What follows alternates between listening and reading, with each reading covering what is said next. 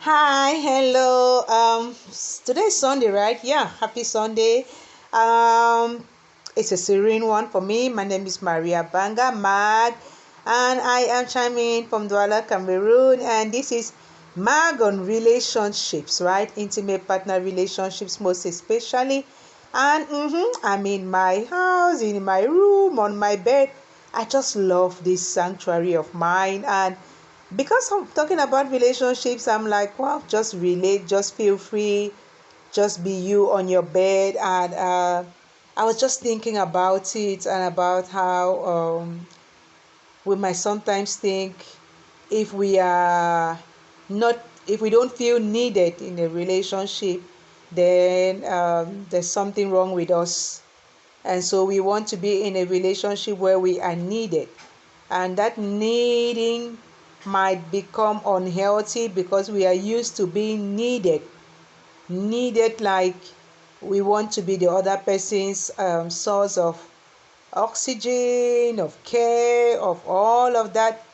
And so we might meet someone who is actually also in on the lookout for somebody to take care of them and to be at their beck and call. And yeah, if all they have to do is love bump you, they will love bump you, and then you would be at their beck and call, and you feel bad that you are being so needed, but you're the one who wanted to be needed in the first place. Okay, or we might meet someone who doesn't really want to need anybody, because a relationship is not so that we should have somebody who would take care of us or who needs us. No, it's to be in a companionship.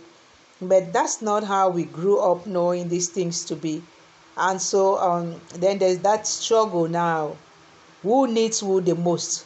Who can do without who? We try to find that balance, and it floats like that, and it floats like that. And I was thinking about this because, as I said, I was going to talk about this relationship I was in not too long ago, briefly, with this guy who was much younger than myself. And yeah, men, I'm a woman, right? And I've had relationships already with men, intimate partner relationships.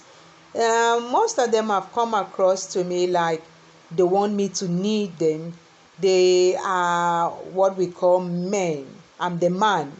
And they have this idea of the man supposed to be the provider, the protector, and the professor, or the one who professes the love, who sets the tune, in the relationship. And so when we look even just at provide, I have nothing wrong with a man providing, but I can provide for myself too. So your providing for me is not indispensable.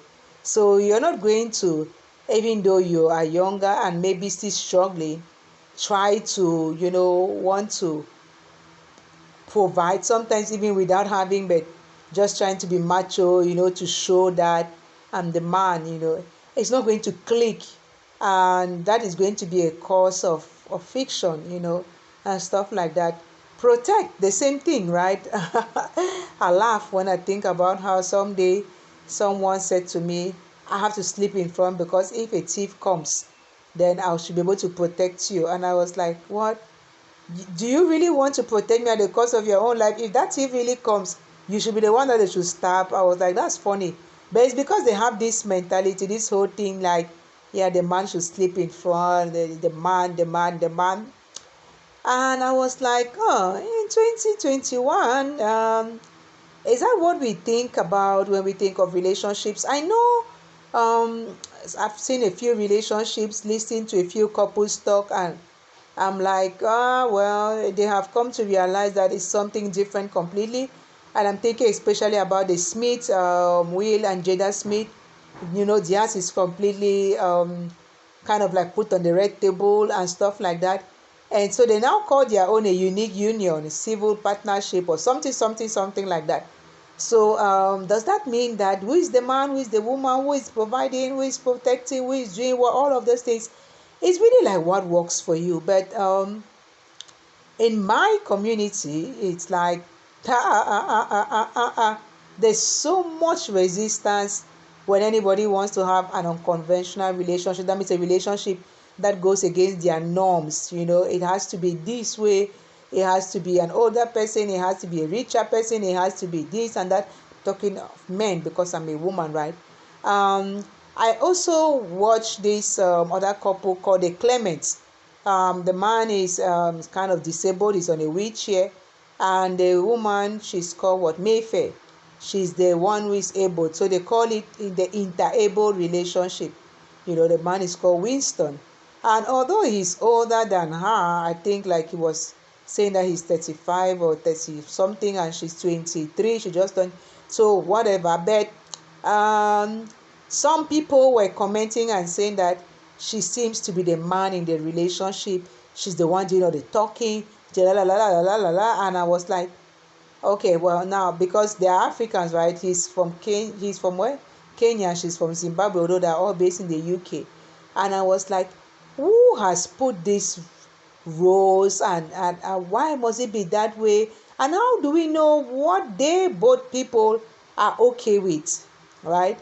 And if it's not for ego, what is wrong with a man, kind of like, if you cannot provide, let the woman provide. It's okay. And if she's not going to flash that on your face and all of those things, then that's fine. And does it really matter?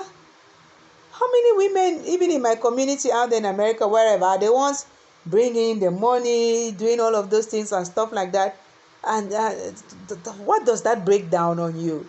So this is one of the reasons why I was like, wow, I don't think that it's not. I don't want you to come and prove your manhood to me by trying to over provide when you don't even have, and then when you're even supposed to now provide, even emotionally, you cannot, because you are thinking that the way to provide is to show up, is to give money, is to do all of those kind of things, and you're still too young. You have to settle down. You're looking for a wife and all of those things. So come on now, come on, and when you want to even have the conversation, nope, it's not possible. And so you just take the decision. After all, it's your life, it's my life, so I just think that in the relationships, the parties, they have to really understand themselves, have this conversation, and sometimes the conversations are uncomfortable, the conversations are not pleasing, but you only have to have them, because if you don't have them, then you're going to keep living that fakeness, and then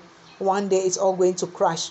So the earlier you put all of these things on the table and do what Iyala calls relationship agreements, whether you write them down or you don't write them down, but you do need to have these conversations, the better. So I wanted to just use, like this recent relationship to kind of like just talk about this and to say, oh, well, there we go. Let's, I'm not giving up on relationships actually, but I am just cautious. I'm not running away from them, but if I don't get what I want, what I need, I'm not getting involved, or I'm not staying in there, because life is too short and I just have one shot. So I'm not going to waste it trying to be what somebody wants, and there's no balancing, there's no meeting midway, and it becomes stressful and unhealthy and toxic. Nope. So that's what my channel is about, right? I'm not going to uphold anyone. I'm just going to be talking about all of them, and things like that. I mean, I don't even have many subscribers, so I'm not looking forward to getting into any confrontations with people, with trying to justify which one is which one and all of those things. I just put these things out. It's my own way of expressing myself, and wow, for the few people who have subscribed, well, thank you. And if you like what you're watching, maybe you share or you invite somebody you think might be interested. I know that I'm talking things that other people talk and other people go listen. So anyway, I'm just happy to do this. And until the next video, take good care of yourselves.